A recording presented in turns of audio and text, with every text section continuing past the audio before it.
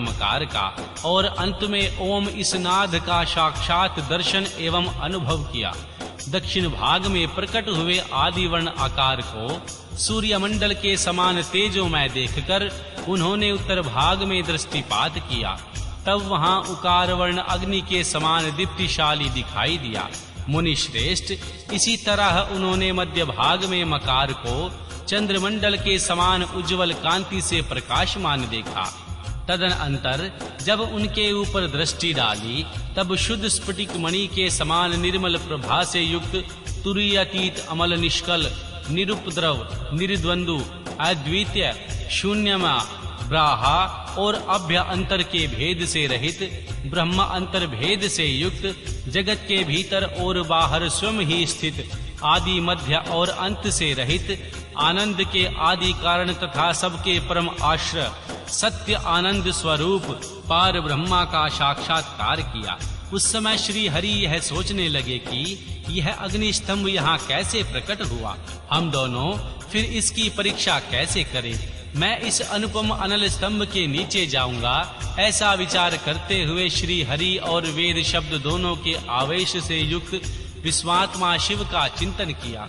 जब वहां ऋषि प्रकट हुए, जो ऋषि समूह परम सार रूप माने जाते हैं, उन्हीं ऋषि के द्वारा परमेश्वर श्री विष्णु जी ने जाना कि इस शब्दमय ब्रह्ममय शरीर वाले परमलिंग के रूप में साक्षात पार ब्रह्म स्वरूप महादेव जी ही यहाँ प्रकट हुए हैं। ये चिंता रहित अथवा अचित्य रुद्र हैं। जहाँ जाकर मन सहित वाणी उसे प्राप्त किए बिना ही लौट आती है, उस पार ब्रह्मा परमात्मा शिव का वाचक एका अक्षर प्रणव ही है। वे इसके वाचार्थ रूप हैं। वह परम कारण सत्य सत्य आनंद एवं अमृत स्वरूप परातत्पर पार ब्रह्मा एकाक्षर वाच्य है। प्रणव के एक अक्षर आकार के जगत के बीजभूत अंड जन्मा भगवान ब्रह्मा का बोध होता है। उनके दूसरे एक उकार से परम कारण रूप श्री हरि का बोध होता है और तीसरे एक अक्षर मकार से भगवान नील लोहित शिव शंकर का ज्ञान होता है। आकार सृष्टि करता है, उकार मोह में डालने वाला है और मकार नित्य अनुग्रह करने वाला है।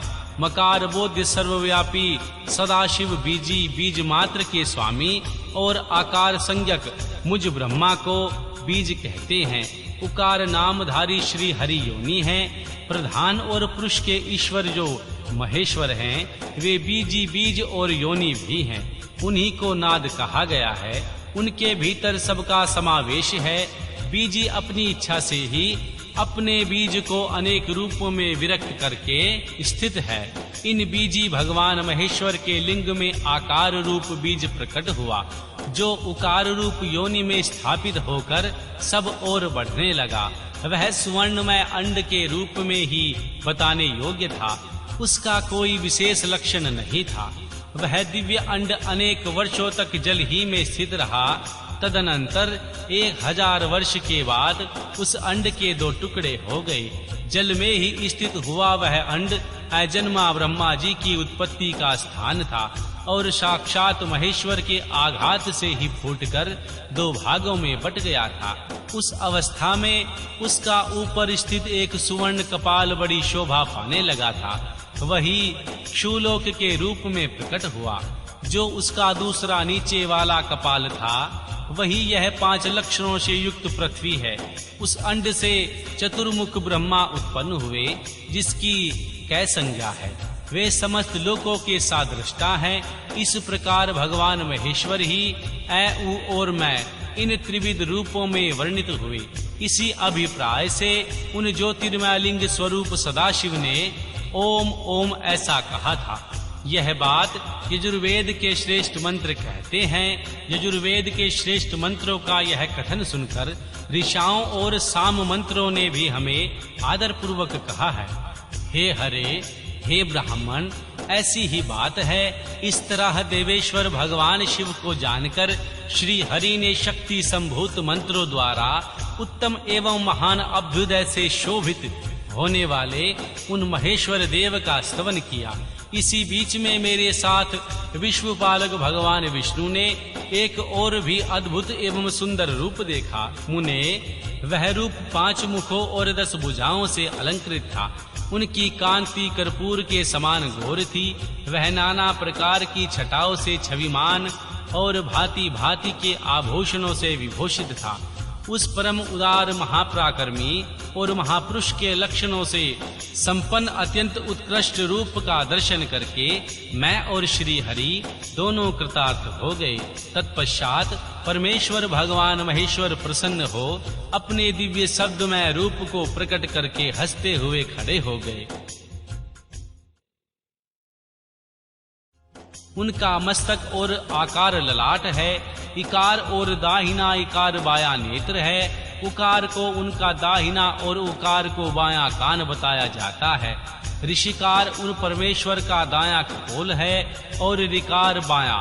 लृ और लृ ये उनकी नासिका के 2 छिद्र हैं। उकार उन सर्वव्यापी प्रभु का ऊपरी ओष्ठ है और एकार अधर। ओकार तथा औकार ये दोनों क्रमशः उनकी ऊपर की और नीचे की 2 दंत पंक्तियां हैं। अ और अ है उन देवादि देव शूलधारी शिव के दोनों तालु हैं। कै आदि 5 अक्षर उनके दाहिने 5 हाथ हैं और च आदि 5 अक्षर बाएं। 5 हाथ ट आदि और त आदि 5 अक्षर उनके पैर हैं। पकार पेट है। फकार को दाहिना पार्श्व भाग बताया जाता है और बकार को बायां पार्श्व। भकार को कंधा कहते हैं। मकार उन योगी महादेव शंभु का हृदय है। य से लेकर स तक 7 अक्षर सर्वव्यापी शिव के शब्दमय शरीर की 7 धातुएं हैं। हकार उनकी नाभि और षकार को मेढ मूतेंद्रिय कहा गया है। इस प्रकार निर्गुण एवं गुण स्वरूप परमात्मा के शब्दमय रूप को भगवती उमा के साथ देखकर मैं और श्री हरि दोनों कृतार्थ हो गए। इस तरह शब्द ब्रह्ममय शरीरधारी महेश्वर भगवान शिव का दर्शन पाकर मेरे साथ श्री हरि भी उन्हें प्रणाम करने लगे। ऊपर की ओर देखा पर उन्होंने 5 कलाओं से युक्त ओमकार जनित मंत्र का साक्षात्कार हुआ। तत्पश्चात महादेव जी का ओम तमासी यह महावाक्य दृष्टि गोचर हुआ। परम उत्तम मंत्र रूप है तथा शुद्ध स्फटिक के समान निर्मल है।